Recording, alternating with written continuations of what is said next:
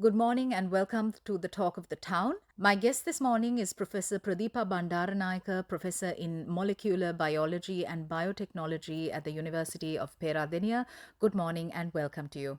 Good morning, Sonali. Professor, as an academic and researcher yourself, you're only too aware about the massive disconnect between academics and researchers and the farmers at the ground level. Speak to us about this gap and how problematic it is. It is a real problem because we do our research in our labs and the fields, and the farmers don't know what we are doing. And we are trying to address their issues, but sometimes they even don't know that we have addressed their issues, and they keep doing whatever they have been doing, and they are still poor and always poor. So, this gap has created this issue, and we should definitely work on it to take our research to the farmer and to the stakeholders in this community. You're working on a very interesting project on Ceylon cinnamon. Take us through some of the key areas. Yes, Ceylon cinnamon is endemic to Sri Lanka. That means it is the home for Ceylon cinnamon. Sri Lanka is the home for Ceylon cinnamon. It has been an upcountry crop in Sri Lanka. And if you can remember your history lessons, so Portuguese and Dutch came to Sri Lanka looking for spices, especially cinnamon, and they took it to down south for the easy transportation. And we have been producing this cinnamon. However, there was an issue in the world market that we have not getting our fair share. One thing is this nomenclature issue. We call it Cinnamomum selenicum. However, the scientific community would say Cinnamomum verum. This battle was for 200 years, nearly 200 years, from 1826. So we are trying to resolve this issue. Actually, we have done it so far. Professor Pradeepa, you are currently working on a project pertaining to Ceylon cinnamon, and you say, and you back your claims with research, that Sri Lanka produces the best cinnamon in the world and that we can take it to the global market just like Ceylon tea. Okay. Why do you say this? Because Ceylon cinnamon is the best cinnamon in the world, we have produced our scientific evidence, and because 70% of the Ceylon cinnamon samples that we collect from Sri Lanka do not consist of coumarin, which is a bad chemical present in cinnamon. However, cinnamon from China, which is Chinese cinnamon, consists of about 5 milligrams per gram of this particular chemical. So, since we have this good or best cinnamon in the world, so if we can take it to the world market, definitely our farmers and our stakeholders will benefit. Of course, the whole world community will also benefit because we are giving them the best product, right? So that is very important as well.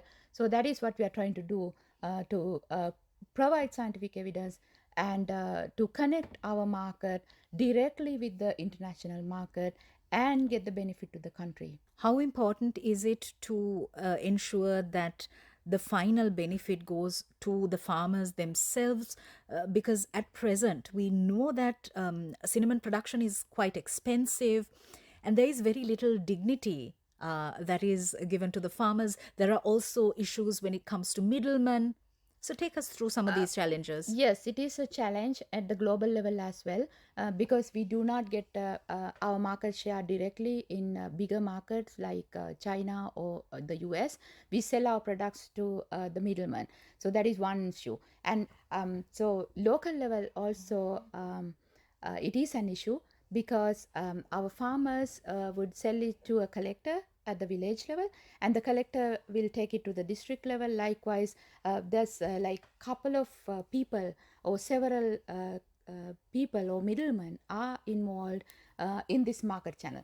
Therefore, the farmer will get the least amount in this process, even though he has invested his time, his money, and everything, but he's still poor because he does not get the benefit. You are of the opinion, Professor, that we can truly brand Ceylon cinnamon as a distinctly unique product to Sri Lanka, and that this can bring us a lot of revenue and that this can be a globally marketable product? Yes, definitely. My answer is yes.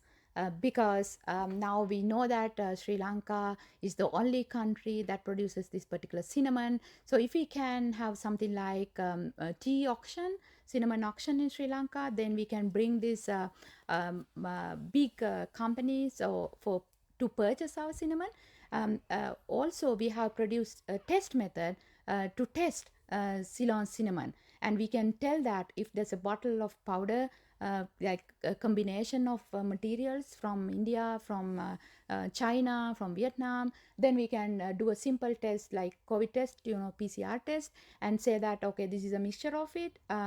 On the other hand, if it is only from Sri Lanka, this will tell this is only from Sri Lanka. So only Ceylon cinnamon is there in this pack. So like with this, we can brand our cinnamon, we can certify our cinnamon, and we can bring the investors to Sri Lanka to produce these nutraceuticals and cinnamon based products from our cinnamon, best quality Ceylon cinnamon. Probably we can bring them to Sri Lanka and have their companies and bring the foreign investment to the country as well.